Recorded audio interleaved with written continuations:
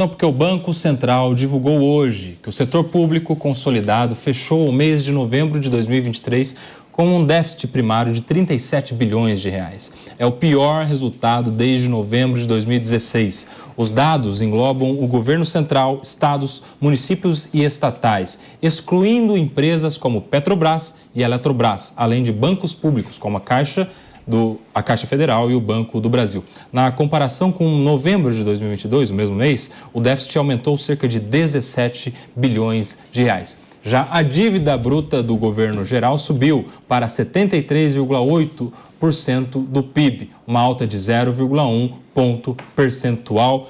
André Galhardo, traduz esta informação para a gente, meu amigo.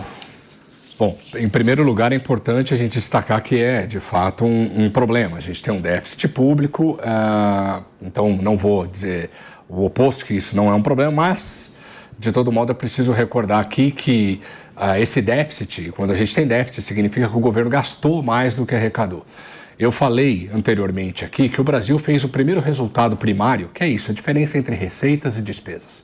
O primeiro resultado primário positivo é depois de 2013 em 2021. A gente passou 14 até 2020 com resultados deficitários, o governo sempre gastando mais do que arrecada. Só que esse bom desempenho das contas públicas brasileiras em 2021 e em 2022, ele foi conquistado em parte pelo aumento da inflação. Como boa parte dos impostos no Brasil incide sobre o valor final do produto que está sendo vendido, você teve um acréscimo significativo no volume de receitas arrecadadas pelo Estado. Ou seja, não é que o Estado foi menos gastador e que a situação estava ótima em 2021 e 2022. O que aconteceu é que a conjuntura econômica, a situação da economia como um todo, ajudou a construir esses resultados positivos. Eu lembro a vocês aqui de que em 2020, antes da pandemia, um preço médio aí de um pacote de arroz, 5 quilos, estava em torno de R$18. E a gente viu o pacote de arroz sendo vendido a mais de R$50 em algumas regiões do Brasil.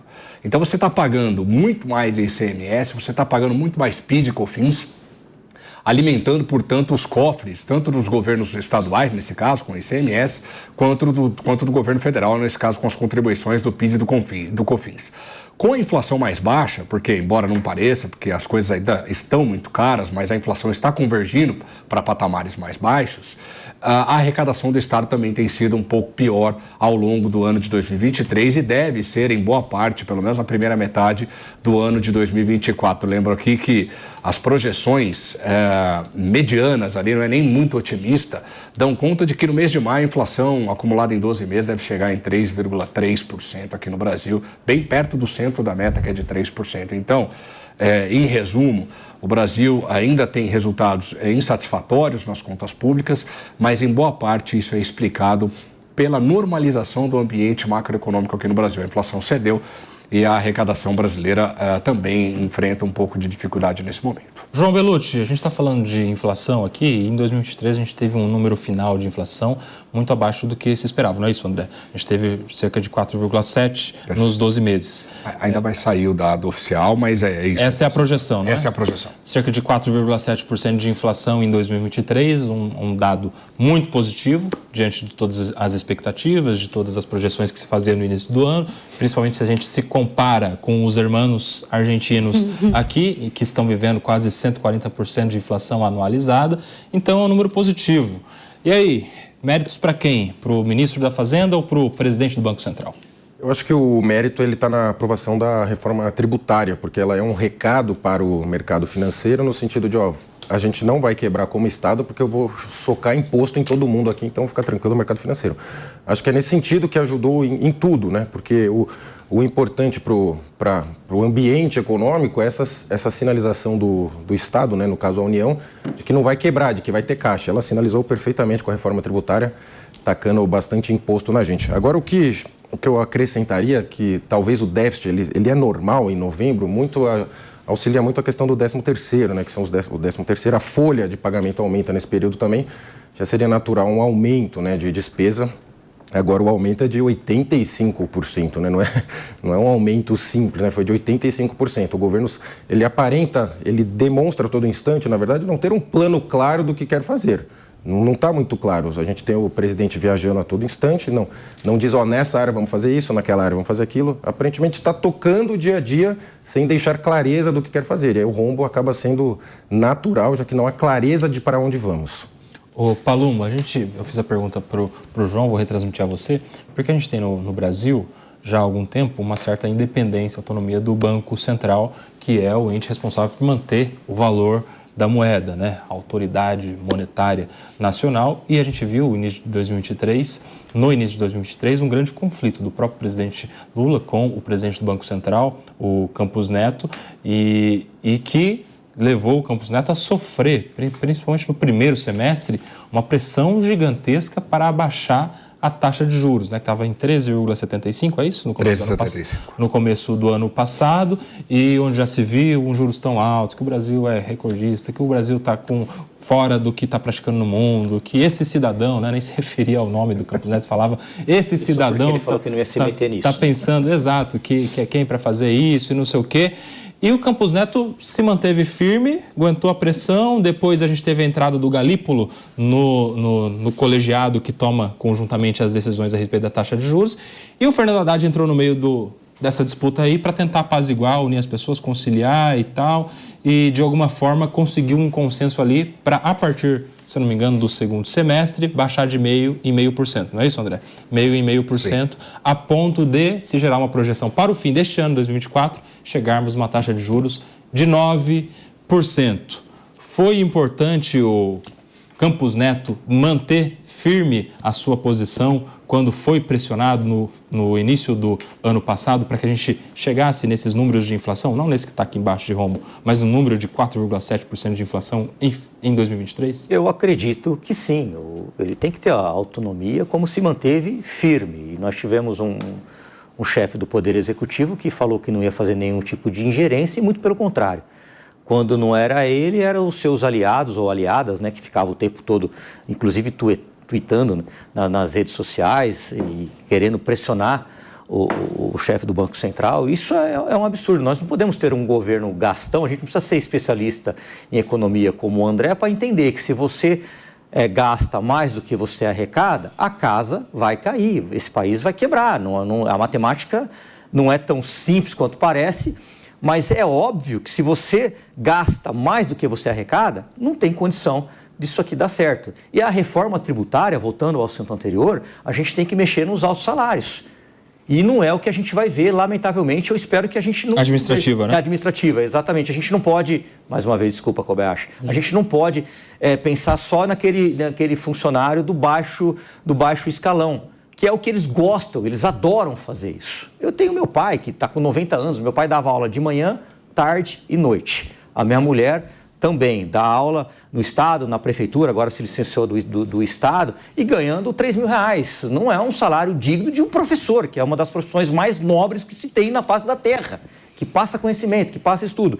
Enquanto isso, a gente vê alguns cargos livre escolhas de chefe do Executivo, como, por exemplo, na cidade de São Paulo, onde o prefeito tem mais de 5.000 cargos de livre escolha.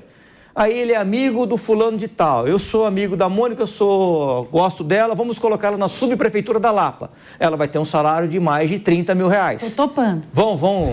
Isso é justo? Não é justo.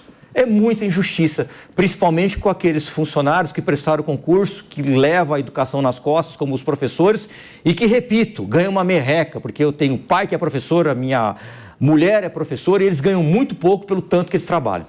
Ô André, você pediu? Pedi sim.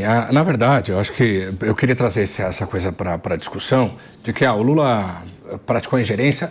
Eu não vejo como ingerência, é um debate democrático. Talvez tenha passado ali, chamar Campos Neto de cidadão, o negócio tenha ficado um pouco mais quente e tal, mas eu acho que faz parte do jogo, sabe por quê? Ingerência é o que a gente viu na Turquia. Lá o Erdogan não gostava da taxa de juros, ele foi lá e trocou o presidente mais de 2 vezes e tirava membros do Conselho de Política Monetária lá como queria. E o resultado está lá, né? Uma inflação galopante, uma taxa de juros que voltou a subir na Turquia.